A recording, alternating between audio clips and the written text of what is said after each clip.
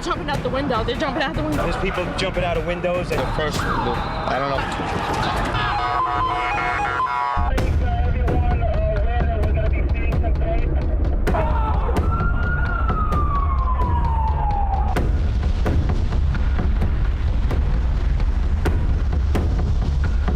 New Yorkeko dorre bikien kontrako atentatuak sekulako eragina izan zuen mundu osoan. Akaso ez dugu gogoan izango atzo zer jan genuen, baina momentu seinalatu hartan zertan are ginen oroimenean gordeta izango dugu betirako.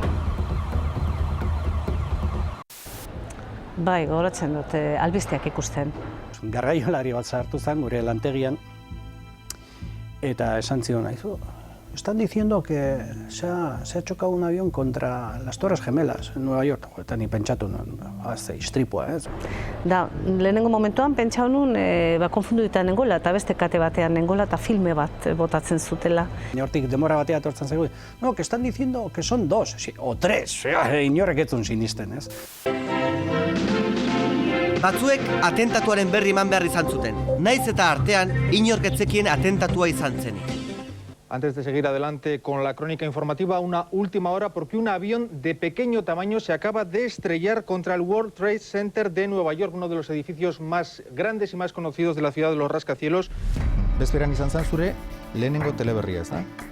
Eta geunden informatibo normal astekotan, eta azaldu zen alako teletipo labur-labur bat, Small Plane Crashes World Trade Center. Abioi txiki bat txokatu da World Trade Center VTC-ren kontra. Washingtongo aurkako hegazkinetan zijoazen terrorista gehienak. Eta hortik aurrera, informatiboa normal hasi ginen, baina gero hankaz gora jarri izan dena, eta hortxe ibili ginen 4 orduz kontatzen, ikusten genuena, egia esan da ez genekin zer gertatzen ari zen. Cuéntenos, ¿qué está pasando? Bueno, hay otra explosión, se está cayendo todo el World Trade Center, se está cayéndose en estos momentos. Todo el edificio, el segundo edificio está cayendo, todo. 300 metrota zeon Ramona Izarna. Eta kontatzeko prest, telefono hartu, lehiora jontzan eta lehiotik ikusten zuena kontatu zigun zuzenean. Izan zian oso momentu, guretzako, unkigarriak.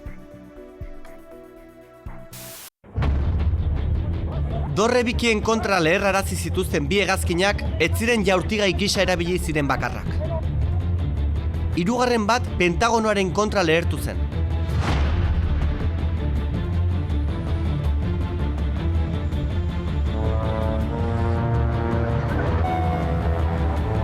Estoy en el United 93 de Newark a San Francisco. El avión ha sido secuestrado por 3 hombres armados con cuchillos. Eta laugarren bat zelai batean erori zen.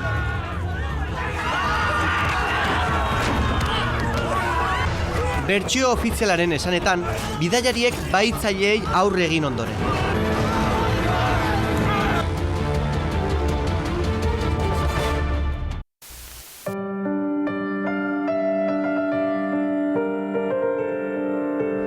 Betsy Martinez, Veronica Brauer, hauexek dira World Trade Centeraren azpian lurperatuta dauden ia 5.000 personen izenetako batzuk. Hasieran asko izan ziren desagertutakoak. Eta haien portzentaje handi bat hildakoen zerrendara pasatu zen. 3.000 lagun inguru hil ziren, eta beste 6.000 zaurituta gertatu.